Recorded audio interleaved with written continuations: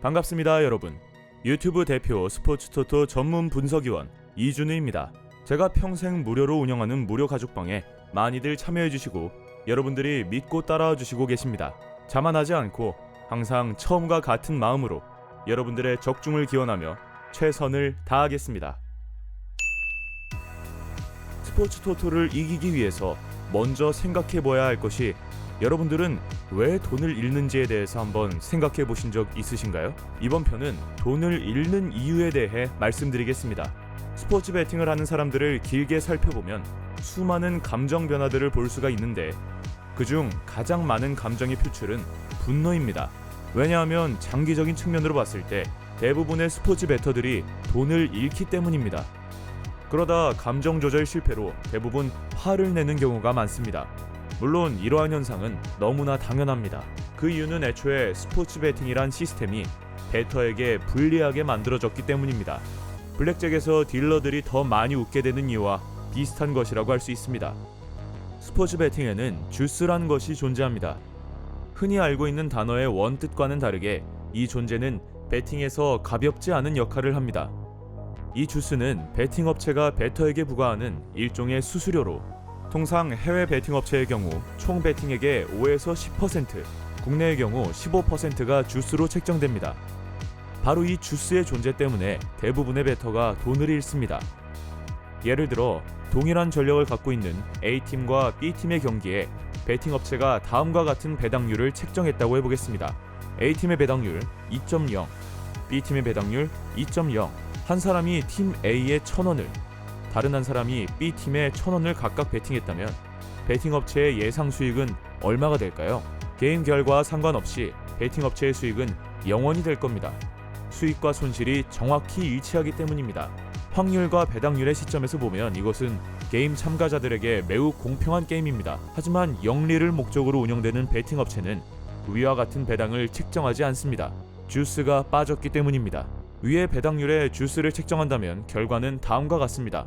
A팀의 배당률 1.90, B팀의 배당률 1.90. 주스가 책정되었기 때문에 각 배당률에 베팅된 금액이 동일하다면 베팅 업체의 수익은 전체 베팅액의 10%가 됩니다. 즉, 베팅 업체는 게임의 결과와 상관없이 항상 수익을 거두게 되는 것입니다. 이번에는 게임 참가자들의 입장에서 주스를 살펴보겠습니다. 게임 참가자의 손실은 배당률, 즉 주스와 상관이 없습니다. 주스가 어떻든지 간에 게임에서 질 경우에는 건 돈만큼만 손실을 보기 때문입니다. 그런데 게임에서 이길 경우는 다릅니다. 배당률이 2.0일 경우의 수익은 1,000원이지만 배당률이 1.9일 경우는 수익이 900원입니다.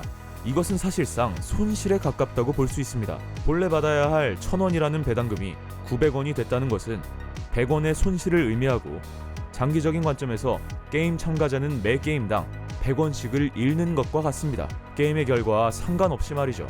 이것이 여러분들이 돈을 잃는 유일한 이유입니다. 베팅을 하면 할수록, 게임에서 이기면 이길수록 당신은 돈을 잃습니다. 오즈메이커와의 심리 싸움에서 졌다, 경기가 조작됐다, 배당률 낚시에 당했다. 대부분의 베터들이 장기적인 손실의 이유로 하는 말들이지만 보다 더 근본적인 이유는 바로 이 주스 때문입니다. 주스는 게임 참가자에게 지속적인 손실을 안기고, 누군가는 마지막 결과를 잘 맞추기만 하면 되지 않느냐고 생각하고 반문할 수도 있습니다. 하지만 위의 예를 보면 주스라는 수수료는 게임에서 졌을 때 내는 것이 아니라 이겼을 때 내는 것입니다.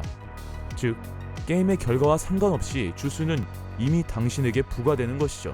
주스는 마치 복싱 경기에서의 잽과 같다고 볼 수 있습니다. 그것은 매우 약해 보이고 한 번에 누군가를 쓰러뜨리기에 충분해 보이지 않을 수도 있지만, 그 충격은 당신의 체내에 확실히 쌓이고 쌓여서 마지막에는 KO 상태로 만들게 됩니다.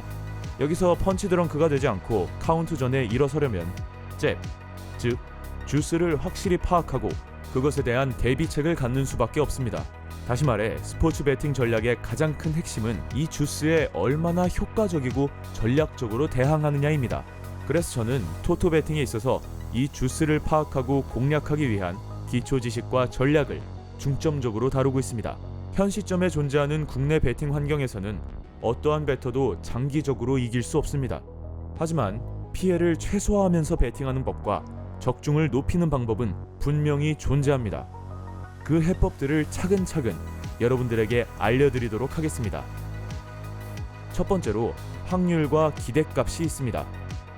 확률이란 어떤 사건이 일어날 가능성에 대한 값입니다. 물론 확률은 완벽하지는 않습니다.